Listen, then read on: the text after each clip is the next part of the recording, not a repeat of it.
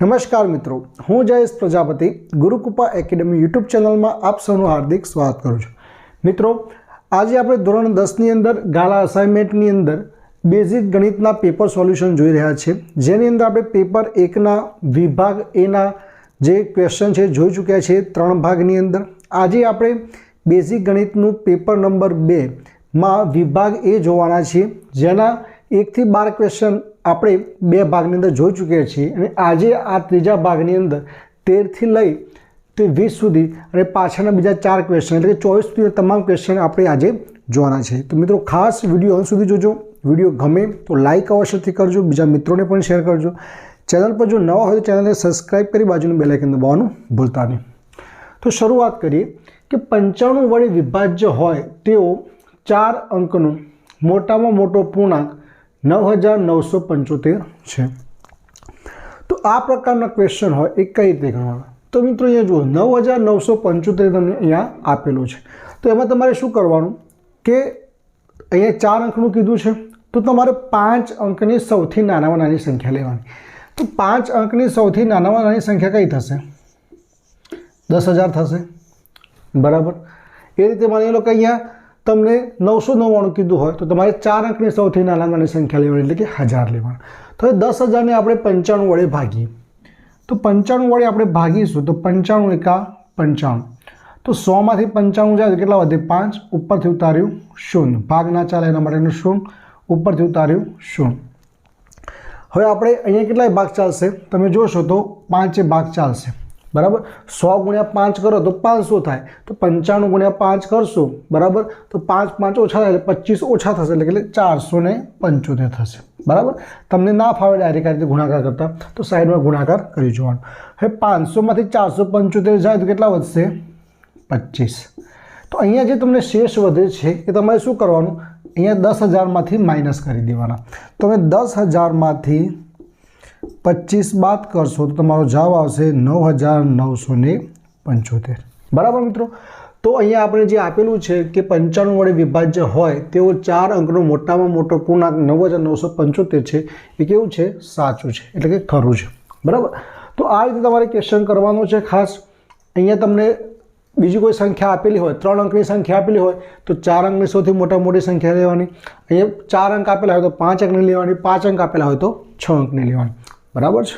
14મો question છે મિત્રો, alpha અને બીટા ગ્રીક મૂળાક્ષરો છે. તો મિત્રો, આ ક્વેશ્ચન છે સાચું છે કે આલ્ફા અને બીટા બંને કેવા મૂળાક્ષરો છે? ગ્રીક મૂળાક્ષરો છે. નેક્સ્ટ ક્વેશ્ચન જોઈએ 15મો, x + 2y - 4 = 0 અને 2x + 4y - 12 = 0 નો આલેખ 2 સંપાતી રેખાઓ મળે.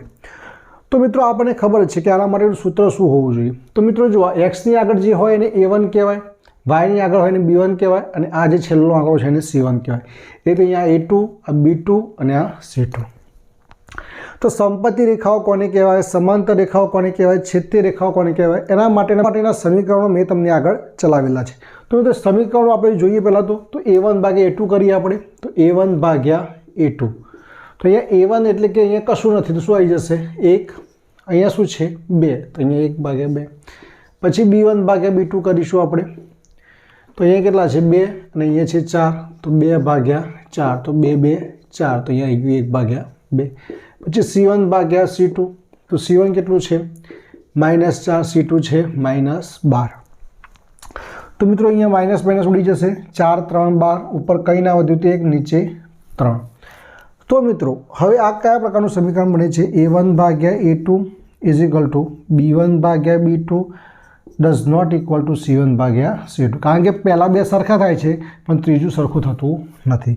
તો મિત્રો, આ જે તમારું સમીકરણ બને છે એ શેના માટેનું છે? સમાંતર રેખાઓ માટેનું છે. શેના માટે છે? સમાંતર રેખાઓ. સંપત્તિ રેખાઓ માટે શું આવશે? અહીંયા does not equal to જગ્યાએ equal to આવશે કે જો ત્રણેય સરખા હોય તો સંપાતી રેખાઓ આવે. માટે આ વિધાન કેવું થશે? ખોટું થશે.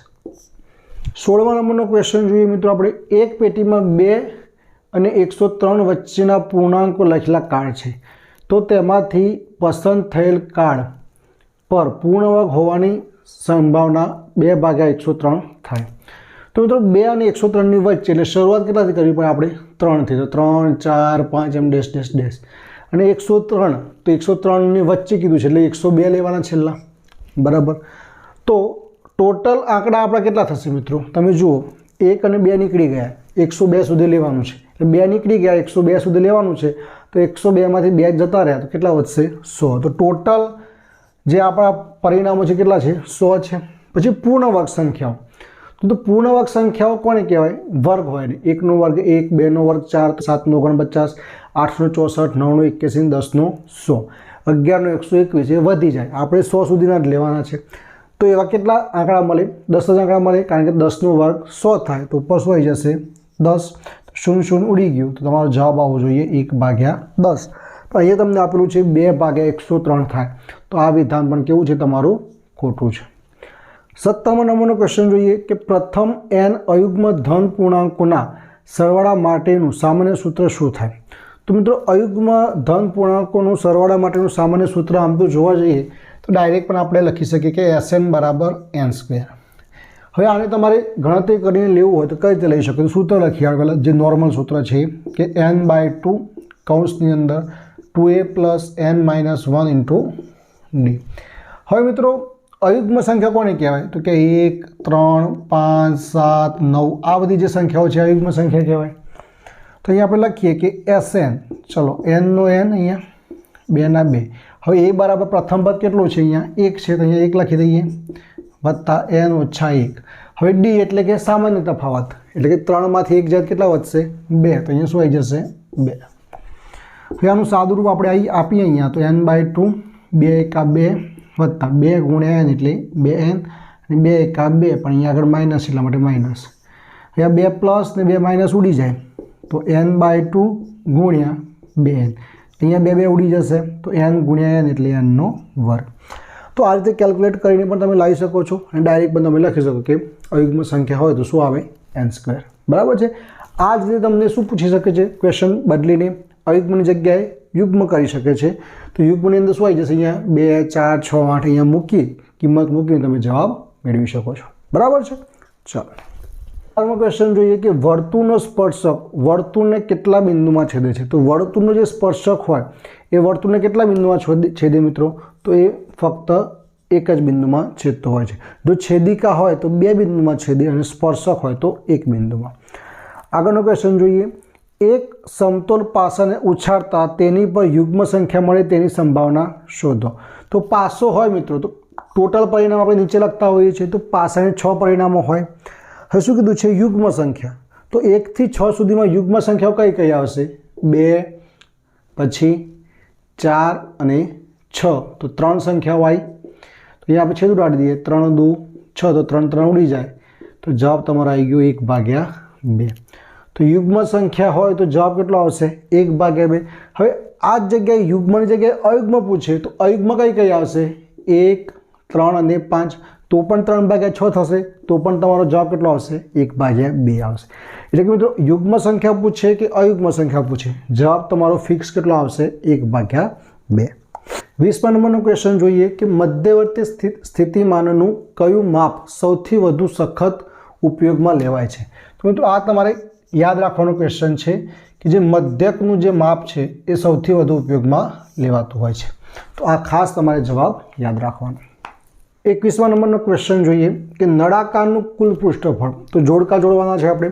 તો મિત્રો નળાકારનું કુલ પૃષ્ઠફળનું સૂત્ર થાય છે 2πr કૌંસની અંદર r વત્તા h. આ સૂત્ર જ છે 9મા ધોરણની અંદર આવતું હતું. બરાબર, ગોખી મારવાનું તમારું સૂત્ર.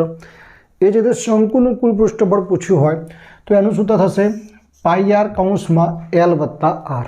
તો મિત્રો ખાસ જે વિદ્યાર્થીઓને પૃષ્ઠફળ ઘનફળ ચેપ્ટર ન ફાવતું હોય એમને ફક્ત સૂત્રો કરી નાખશે તો પણ એમના 2 થી 3 ગુણ પાકા થઈ જશે.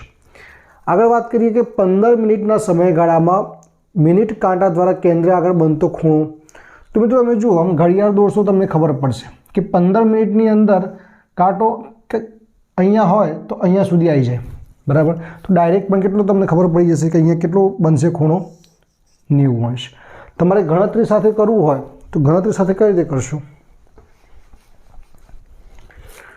જુઓ 15 મિનિટ કીધું છે. હવે ટોટલ ડિગ્રી કેટલી હોય? 360 ડિગ્રી હોય. હવે 15 મિનિટ કીધું છે. હવે 1 કલાકની કેટલી મિનિટ હોય?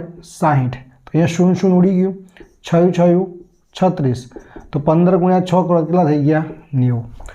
તો આવી રીતે ગણતરી કરીને પણ કરી શકો અને ડાયરેક્ટ તમે ઘડિયાળ દોરી અને એમાંથી પણ તમે ડાયરેક્ટ કરી શકો છો. આગળ કીધું છે 60 મિનિટના સમયગાળા માટે, તો સેમ જ પ્રોસેસ કરીશું. 360 ગુણ્યા 60 મિનિટ કીધી છે 60 અને 1 કલાક બરાબર 60 મિનિટ, તો 60 ડાયરેક્ટ ઉડી ગયા, કેટલું આવી ગયું 360. તો અહીંયા ડાયરેક્ટ આ રીતે 360 પણ થઈ શકે. તો 24માં જવાબ આવશે બી. બરાબર. હવે મિત્રો જો તમે આ રીતે ઘડિયાળ દોરી દો તો પણ તમને ખબર પડે કે કોઈ પણ કાંટો અહીંયા હોય તો 60 મિનિટ થાય એટલે પાછો આખો ફરીને સીધો અહીંયા જ આવી જાય. બરાબર છે, એટલે કે 360 ડિગ્રીનો ખૂણો બને. તો અહીંયા આ રીતે તમારે 15ની જગ્યાએ 60ની જગ્યાએ 30 આપી દે, 45 આપી દે, તો તમારે આ રીતે યાદ રાખવાનું કે પહેલાં 360 મૂકી દેવાનું, જેટલી મિનિટ આપી હોય ઉપર મૂકી દેવાની અને 1 કલાકને 60 મિનિટ થાય માટે નીચે 60 લખી દેવાના. તો તમારે કોઈ પણ ક્વેશ્ચન હશે તો સોલ્વ થઈ જશે. તો મિત્રો એક ગુણમાં માર્ક્સ લેવા એકદમ ઇઝી છે, પણ એના માટે તમારે કોન્સેપ્ટ વ્યવસ્થિત ક્લિયર હોવા જોઈએ. બરાબર છે.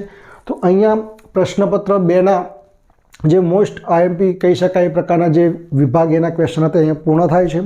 હવે નેક્સ્ટ વિડીયોની અંદર આપણે પ્રશ્નપત્ર 3 જોઈશું, એનો વિભાગ એ જોઈશું.